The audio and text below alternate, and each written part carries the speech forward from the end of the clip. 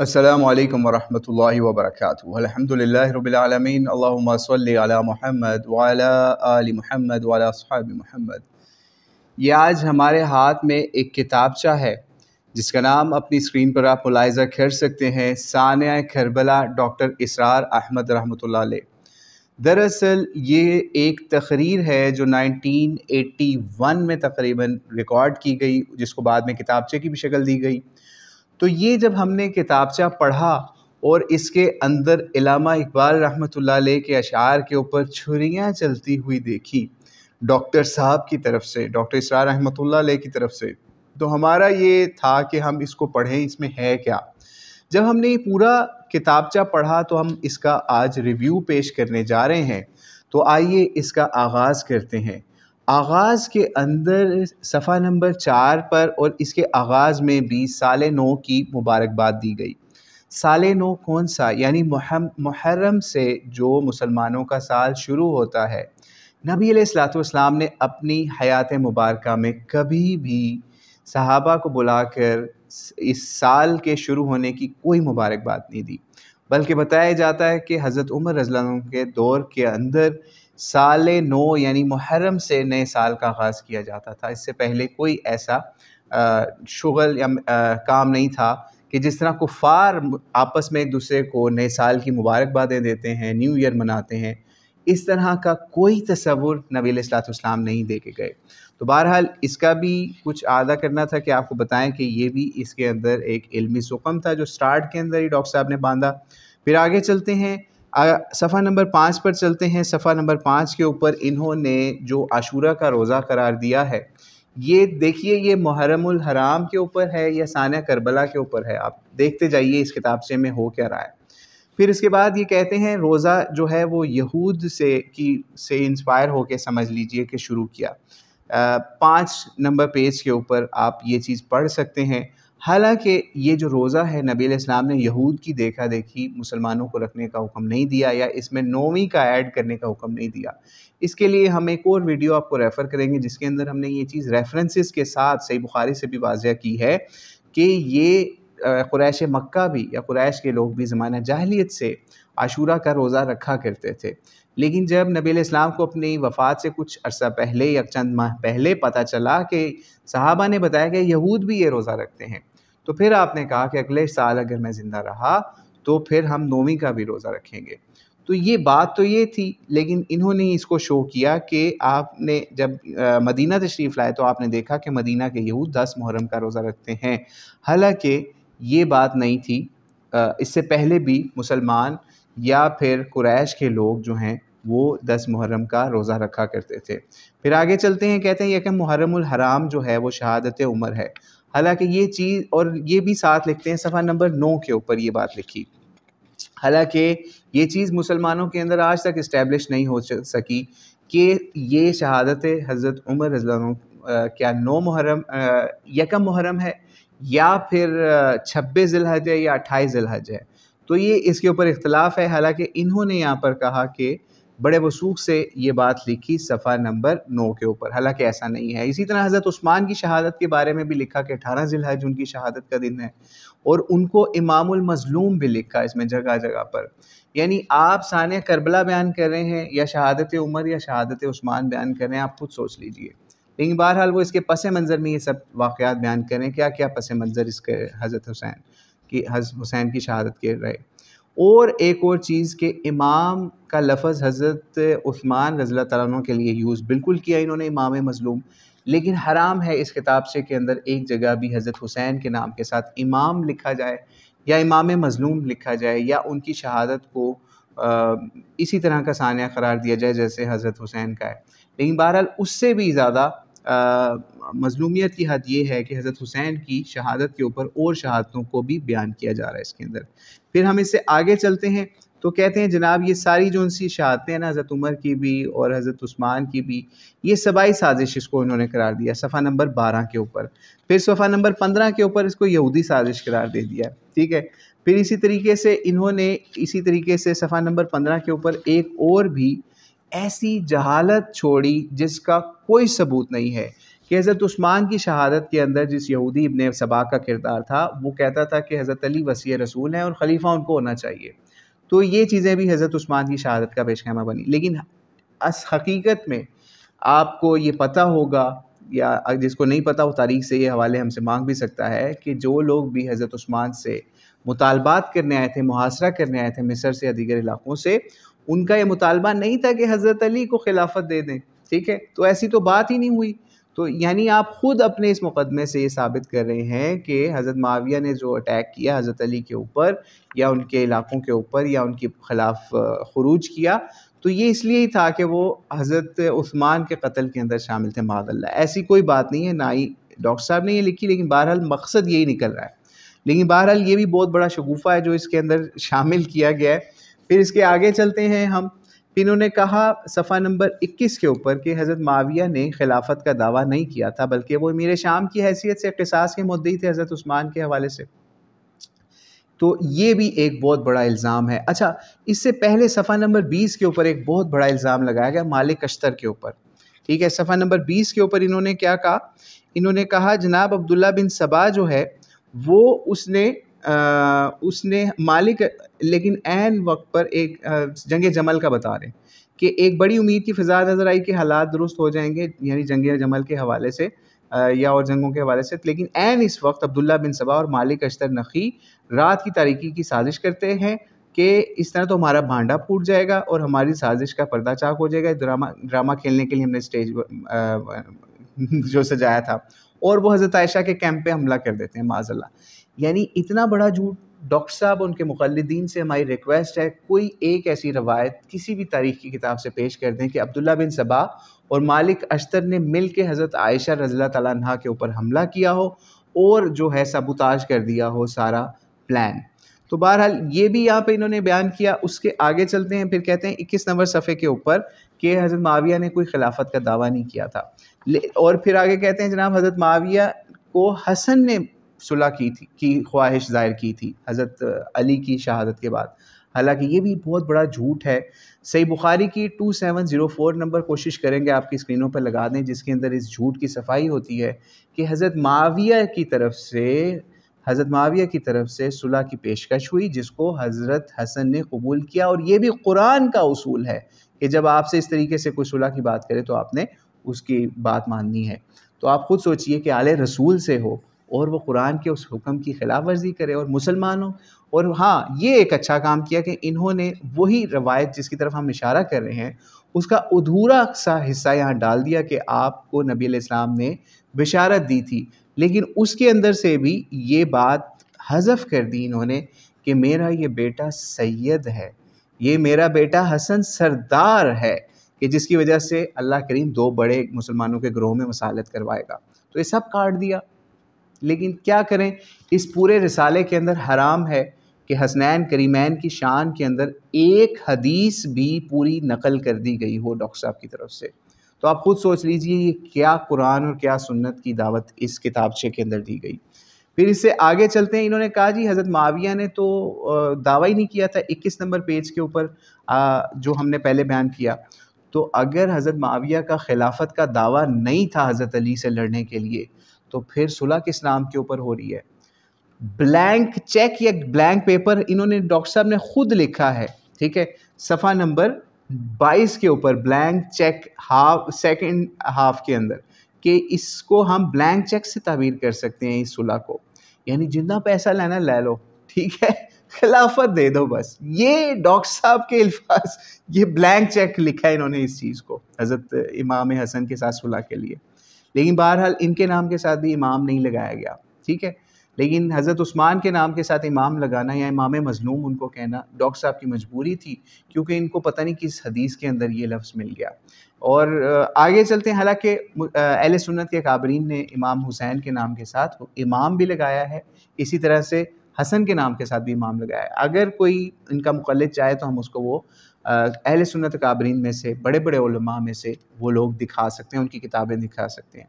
پھر آگے چلتے ہیں. آگے صفحہ نمبر 31 کے اوپر وہ ظلم ڈھایا اس کے اندر، اس کتابچے کے اندر، کہ یزید کی ولی عہدی کو بھی ثابت کرنے کے لیے امیر. اور ہاں، امام حسین کے نام کے ساتھ امام لگانا حرام تھا، لیکن یزید کے نام کے ساتھ امیر لگانا فرض تھا یہاں پہ۔ انہوں نے آپ صفحہ نمبر 31 کے اوپر یہ چیز ملاحظہ کر سکتے ہیں کہ کس طریقے سے انہوں نے کہا، خود اس کے اندر آدھا کیا اس چیز کا کہ عبد الرحمن بن ابی بکر جو کہ صحابی رسول ہیں، ٹھیک ہے، ان کا بتایا کہ انہوں نے یزید کی ولی عہدی کو کیسر و کسریٰ سے تشبیہ دی، ٹھیک ہے، یعنی ایسا بڑا احتجاج ریکارڈ کروایا، لیکن پھر بھی انہوں نے یزید کی ولی عہدی کو کس بندے سے ثابت کر رہے ہیں؟ جناب کہ مغیرہ بن شعبہ جو ہے نا، مغیرہ بن شعبہ، انہوں نے بڑی حمایت کی، اور مغیرہ بن شعبہ کو ایک بہت بڑا جھوٹ بولا ہے اس کتابچے کے اندر، وہ یہ کہ جناب اس کو حضرت علی کا ساتھی ظاہر کیا، مغیرہ بن شعبہ کو۔ حالانکہ آپ جائیے آج اہل تشیع سے پوچھیں، وہ مغیرہ بن شعبہ کی کیسی کیسی آپ کو کہانیاں سنائیں گے۔ یہاں پر ڈاکٹر صاحب نے اس چیز کو بھی ذکر نہیں کیا، ہم وہ بھی آپ کو بتا دیں کہ انہوں نے حضرت عمر کا بھی ذکر کیا کہ ان کی شہادت کے پیچھے ایرانی سازش تھی، ہرمزان جو تھا اس کی سازش تھی۔ تو آپ کو بتاتے چلیں، ابو لؤلؤ فیروز جو تھا وہ غلام کس کا تھا؟ وہ اسی مغیرہ بن شعبہ کا تھا۔ اور مغیرہ بن شعبہ کون تھے؟ حضرت عمر کے دور میں ان کو آپ کو پتہ ہے سنگساری کی سزا ملنے لگی تھی، 3 صحابہ کی گواہی آ گئی تھی، چوتھے جو ہیں ان کی گواہی تھوڑی سی ڈیویٹ ہوئی، اور وہ ان صحابہ کے اوپر الٹا ان کو کوڑے پڑ گئے، یا حد قذف ان پہ قائم ہوگی، اور مغیرہ بن شعبہ چھوٹ گئے۔ تو آپ خود سوچ لیجئے، حضرت عمر جس کو سنسار کرنے لگے ہوں صحابہ کی گواہیوں کے اوپر، ایک گواہ مس ہو جائے 3 قائم ہو جائے، تو آپ خود سوچ لیجئے کہ ان کا غلام، اسی بندے کا غلام مدینے کے اندر اسپیشل پرمیشن کے ساتھ آ جائے اور حضرت عمر کو قتل کر دے، تو وہ سازش سبائی سازش ہوتی ہے۔ آپ خود سوچ لیجئے۔ ہم نہیں کہتے کہ مغیرہ بن شعبہ نے حضرت عمر کو قتل کرایا، لیکن آپ ڈاکٹر صاحب لوگوں کو کس طریقے سے سبائی سازشوں کا قرار دے رہے ہیں، لیکن اس کے اندر آپ کو کچھ نہیں نظر آیا۔ تو بہرحال اس کے آگے ہم چلتے ہیں، جو ہم نے شروع میں کہا تھا کہ علامہ اقبال کی وجہ سے ہم نے اس کتابچے کا مطالبہ شروع کیا، کیونکہ اس کے اندر علامہ اقبال کے اوپر بڑا طعن کیا گیا۔ صفحہ نمبر جب ہم جاتے ہیں 10 کے اوپر، صفحہ نمبر 10 کے اوپر جاتے ہیں، نہیں صفحہ نمبر 13 کے اوپر، بلکہ یہ صفحہ نمبر ہے 17 کے اوپر، صفحہ نمبر 17 کے اوپر علامہ اقبال کے اوپر بھی مقدمہ کھولا گیا اور کہا گیا کہ جو محتاط ترین لوگ بھی شاعری کی ترنگ میں آتے ہیں تو ان کی زبان و قلم سے بھی غیر محتاط غلط باتیں نکل جاتی ہیں۔ مثلاً آپ علامہ اقبال کے اس شعر پر ہی غور کر لیں، غریب و سادہ اور رنگین ہے داستان حرم، نہایت اس کی حسین ابتدا ہے اسماعیل۔ اور اس سے پہلے قرآن پاک کی وہ آیت بھی ڈالی گئی جس کے اندر شعراء کی مذمت کی گئی ہے کہ وہ کیسی کیسی وادیوں میں بھٹکتے ہیں۔ تو ڈاکٹر صاحب کے مقلدین سے، اور ڈاکٹر صاحب اگر زندہ ہوتے تو ہم ان کو کہتے کہ اپنے پورے درس قرآن میں سے، اپنے پورے بیان القرآن میں سے جہاں جہاں بھی آپ نے علامہ اقبال کا ذکر کیا ہے تو ان کے اس شعر کے کانٹیکسٹ میں یہ آیت آپ نے کیا ڈالی کہ آج آپ کو امام حسین کی شہادت سے متعلق علامہ اقبال کے اس شعر کی بھی تضحیق کرنی پڑی، توہین کرنی پڑی، تحقیر کرنی پڑی، اور اس کی اوپر چھری چلانی پڑی، اور آگے بڑی ڈیٹیل لکھی کہ حضرت اسماعیل سے ان کو کیا نسبت ہے۔ تو آئیے ہم آپ کو بتاتے ہیں کہ نبی علیہ الصلوۃ والسلام جب اپنے بچوں حسن و حسین کو دم کرتے تھے تو کن کی نسبتیں دیا کرتے تھے؟ صحیح بخاری سے ہی پڑھ لیجئے گا، کن انبیاء کی نسبت دیا کرتے تھے کہ حضرت ابراہیم علیہ السلام اپنے بچوں پر دم کرتے ہوئے، یعنی اسماعیل اور اسحاق کے اوپر دم کرتے ہوئے کیا کرتے تھے؟ یہ نہیں آپ کو پتا تو ہم آپ کو مزید آگے لے کے چلتے ہیں کہ آپ نے کہا کہ ان کو کیا نسبت ہے، اس کے اندر انہوں نے کہا کہ وہ تو نبی کے کہنے پہ ذبح ہو رہے تھے یا نبی ان پہ چھری چلا رہے تھے۔ تو آپ زندہ ہوتے تو ہم آپ کو وہ احادیث دکھاتے جس میں نبی علیہ السلام کو بھی اللہ کی طرف سے وہ فرشتہ آپ کے پاس بھیجا گیا جو اس سے پہلے کبھی زمین پر نہیں اترا تھا، جس نے آپ کو شہادت کی خبر دی۔ تو آپ خود سوچ لیجئے نبی علیہ السلام نے اس کے اوپر کیا کیا۔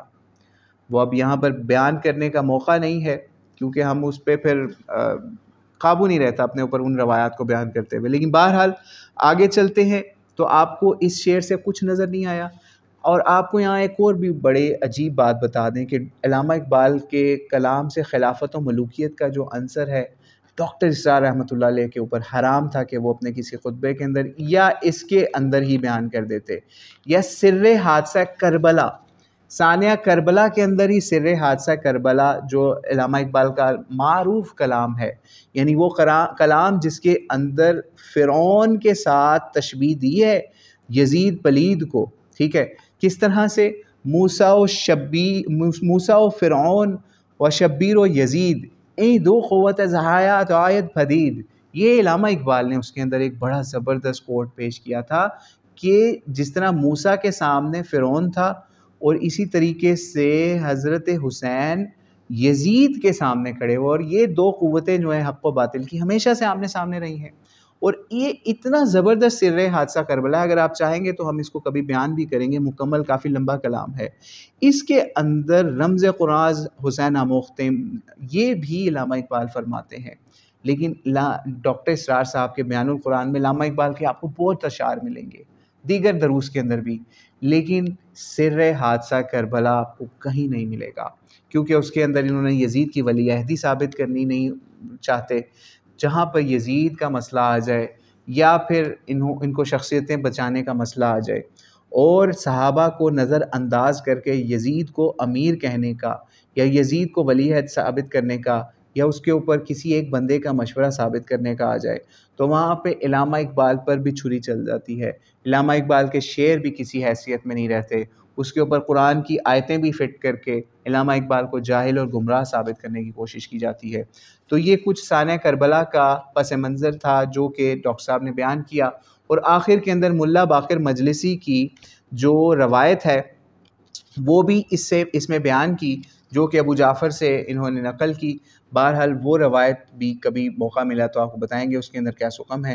اگر اس کے اندر صرف تین شرائط ہی مان لی جائیں وہ ہی اس سارے مقدمے پر پانی پھیرنے کے لیے کافی ہیں کہ امام حسین کی اسٹرگل کو بھی اگر تباہ کرنا ہو اس کے لیے بھی وہ تین شرائط کافی ہیں۔ آپ خود سوچئے کہ کیا اگر کوئی بندہ سرنڈر کر رہا ہو اس طریقے سے کہ مجھے اپنے حاکم کے پاس جانے دو، تو وہ لوگ تو ناچتے فتح کے ساتھ، ٹھیک ہے، تو آپ یہ بات بھی نہیں ان کی مانی گئی اس کتابچے کے مطابق بھی، تو آپ خود سوچ لیجئے کہ کیا ہوتا ہے۔ اور ایک ظلم بہت بڑا ڈھایا گیا جو پڑھ کے مجھے بہت افسوس ہوا، جس وقت اس کے آخر کے اندر کہ جس وقت حضرت عائشہ کو جنگ جمل کے اندر مطلب ان کے اوپر قابو پایا گیا یا ان کو احتیاط کے ساتھ بچایا گیا اس جنگ جمل کے اندر سے، ان کا جب اونٹ گرا اور سارا مسئلہ ہوا، تو حضرت علی المرتضیٰ نے ان کو بڑی حفاظت کے ساتھ ان کے واپس ان کے قیام گاہ تک یا ان کے شہر مدینہ تک پہنچایا۔ اب یہ ظلم اس کتابچے کے اندر جو کہ سر ثانیہ کربلا ہے، ایک اور ظلم یہ ڈھایا کہ انہوں نے حضرت علی کے اس عمل کو یزید کے عمل سے بھی یہاں پہ ملا کے دکھایا کہ یزید نے بھی اسی طرح سے جس طرح آپ نے حضرت عائشہ کو واپس پہنچایا، اسی طریقے سے یزید پلید نے بھی بیویوں کو اور ان کے گھر والوں کو واپس پہنچایا۔ حالانکہ آپ خود سوچئے کہ وہاں ان کی کیسی تضحیک کی گئی کہ کوئی ان کی بچی کو لونڈی بنانے کی بات کر رہا ہے یا اس سے نکاح کی بات کر رہا ہے، اور کس طریقے سے ان کو سرے بازار گھمایا گیا، وہ ایک علیحدہ داستان ہے۔ لیکن بہرحال ڈاکٹر صاحب بہت افسوس ہوا اس کتابچے کو پڑھ کے جس کے اندر آپ نے یزید کے اس عمل کے ساتھ بھی حضرت علی علیہ السلام کو ملا دیا۔ لیکن بہرحال سب یہودی سازش تھی، 25 سال امن رہا یا 20 سال امن رہا جس وقت امام حسن کو قتل کیا جاتا ہے یا ان سے بیعت لے کر خلافت کا قلادہ اپنے گلے میں ڈال لیا جاتا ہے، اس کے بعد سب امن ہو جاتا ہے، کیونکہ جو لوگ بد امنی پھیلانے والے تھے، جو مولا علی کے خلاف جنگیں برپا کرنے والے تھے، وہ جب خلافت میں بیٹھتے ہیں ان کو سکون آ جاتا ہے اور مسلمان 20 سال سکون کی زندگی گزارنے لگتے ہیں۔ تو بہرحال یہ سب سبائی سازشیں ان 20 سالوں کے اندر یا حضرت معاویہ رضی اللہ عنہ کے دور کے اندر ختم ہو جاتی ہیں، ان کا حضرت معاویہ قلعہ خما کر دیتے ہیں ثانیہ کربلا کتابچے کے مطابق۔ یہ تھا ثانیہ کربلا کتابچہ جس کے اندر کیا کیا چیزیں کس کس کی وکالتیں کی گئیں اور کس کس پہ چھریاں چلائی گئیں۔ تو اللہ کریم سے دعا ہے جو ہم نے پڑھا، جو آپ کو سمجھانے کی کوشش کی، اللہ کریم آپ کے دلوں میں اس میں سے جو بھی پازیٹیو چیزیں ہیں اس کو راسخ فرما دے، اور جو غلط چیز ہو گئی اس میں اللہ کریم اس کو ہمارے دلوں سے معاف فرما دے۔ السلام علیکم ورحمۃ اللہ وبرکاتہ۔